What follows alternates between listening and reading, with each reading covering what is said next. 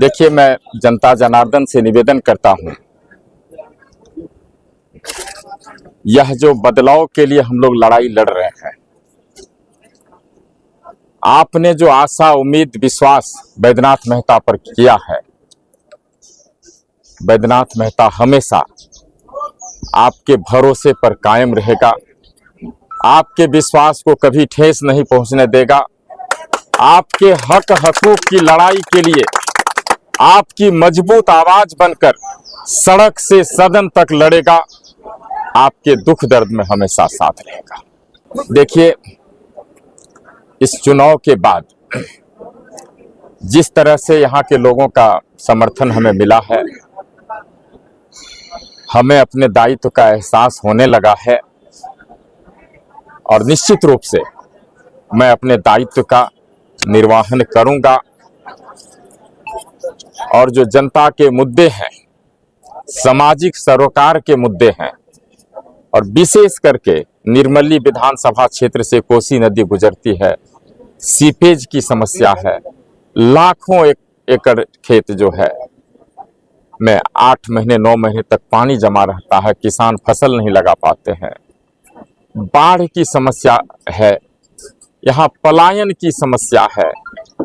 यहाँ की सरकार और विशेष करके इस विधायक ने पिछले 20 साल में जन सरोकार के कोई काम नहीं किए। शिक्षा की व्यवस्था पूरी तरह से चरमराई हुई है।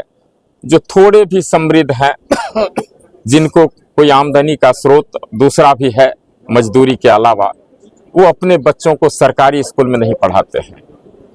स्वास्थ्य की व्यवस्था यह है, जो उपकेंद्र खुले हुए हैं, स्वास्थ्य केंद्र खुले हुए हैं, डॉक्टर नहीं है, कंपाउंडर नर्स तक नहीं है, केवल बिल्डिंग खड़ी है। अगर कोई एक्सीडेंट हो जाए, कोई किसी का ब्रेन हेमरेज हो जाए, हार्ट अटैक हो जाए, कोई गंभीर बीमारी हो जाए, इसका इलाज सिमराही, सुपौल, मधेपुरा या दरभंगा कहें नहीं है। ये सारे हॉस्पिटल रेफरल हॉस्पिटल है, रेफर करते हैं, पटना अंततः भेजते हैं और जब पटना पेशेंट पहुंचता है तो वहां बेड नहीं मिलता है। तो इससे स्वास्थ्य व्यवस्था, जो मूलभूत जरूरत की चीजें हैं, उन्हें भी सुधारने की जरूरत है। बड़ा कष्ट होता है जब मैं गांव में जाता हूं, दलित महादलित की बस्ती में जाता हूं, अति पिछड़े समाज के बस्ती में जाता हूं, अल्पसंख्यक की बस्ती में जाता हूं। आज भी 70% आबादी को रहने के लिए पक्के मकान नहीं। लोग आज भी 9 हाथ के एक चारी घर में, एक छोटे घर में सोने के लिए एक चौकी लगाते हैं, उसी घर में खाना बनाते हैं, उसी घर में अनाज रखते हैं, उसी घर में कपड़ा बस्तर रखते हैं, उसी घर में मवेशी भी रखते हैं और उसी एक छोटे घर के कोने में भगवान की पूजा भी करते हैं। ये स्थिति, यह चित्रण है गरीब का, मजदूर का इस बिहार में, और मैं मानता हूं इसके लिए यहाँ की सरकार दोषी है। ये सरकार नहीं कह सकती है हमें मौका नहीं मिला है, हमने 20 साल उसे मौका दिया है और उसके बावजूद भी नहीं हुआ है। तो मैं मानता हूं यह सरकार हमारी भावना के साथ खिलवाड़ करती है, हमारे साथ हम भावना के साथ ठेस पहुंचाती है, मीडिया के माध्यम से हो, अन्य माध्यम से है, हमें गुमराह करती है। जरूरत है इस सरकार को बदलने की। देखिए, इस तरह की बातें इस चुनाव में नहीं चलेगी। जनता समझ चुकी है, ये समाज को बांट करके राजनीति करना चाहते हैं। बैद्यनाथ मेहता, माननीय तेजस्वी जी समाज को जोड़ करके राजनीति करना चाहते हैं। यही दूसरे दल और राष्ट्रीय जनता दल महागठबंधन में अंतर। सर, क्या लगता है, महिला को जो 10,000 रुपया दिया, बिजली यूनिट फ्री कर दिया, उसके बाद जो है अनेकों घोषणाएं की वृद्धा पेंशन को लेकर के, इसमें जनता फंसेंगे या नहीं? देखिए, इन सारे जुमलों की जो बरसात हुई है पिछले कुछ महीनों में, यहाँ की जनता को पता है ये 20 साल कहाँ थे। आज अगर इन्होंने जुमलों की बरसात की है तो निश्चित रूप से राष्ट्रीय जनता दल महागठबंधन के घोषणा के कारण की है और अब वे उनके झांसे में नहीं आने वाले हैं। सरकार बदलने वाली है और निर्मली, सुपौल और मधेपुरा के लगभग महागठबंधन के नेता ने जो घोषणा किया है हर परिवार में एक नौकरी देंगे सर, इसका बजट कहां से आएगा, जनता जानना चाहती है। नीयत साफ होनी चाहिए। अगर नीयत आपकी साफ है, आपको कुछ करने की तमन्ना है, तो वह जरूर होगा।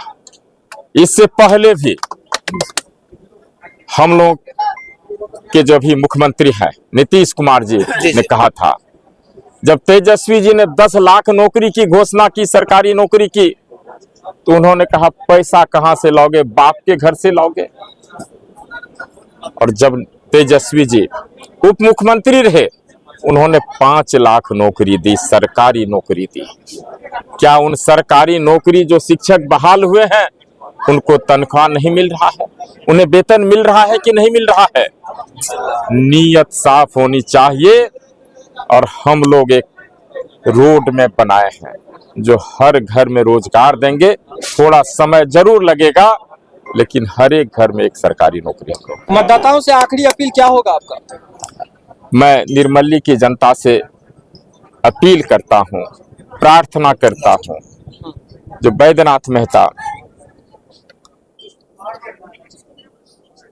और बैद्यनाथ मेहता के हट और आपके प्यार के बीच जो लड़ाई थी, उसमें आपकी जीत हुई, आपके प्यार की जीत हुई। बैद्यनाथ मेहता का जिद था जो हम छातापुर से लड़े, और आपका प्यार जो था हमारे प्रति, आप चाह रहे थे निर्मली से लड़े, आपके प्यार की जीत हुई। और मैं आपके इस जीत के लिए मैं शुक्रगुजार हूं, जो आप हमें इतना प्यार समर्थन देते हैं। जिन दिलों में आज भी बैद्यनाथ मेहता के लिए जगह नहीं बन पाई है, मैं प्रार्थना करता हूं, मैं उनसे अनुरोध करता हूं, जो अपने दिल में बैद्यनाथ मेहता के लिए थोड़ी सी जगह जरूर बना लीजिए। तो सर क्या लगता है, अपना प्यार समर्थन दीजिए, बैद्यनाथ मेहता पर भरोसा कीजिए। बैद्यनाथ मेहता आपके भरोसे पर खरा उतरेगा। बैद्यनाथ मेहता नेता बनकर नहीं आपकी सेवा करना चाहता है।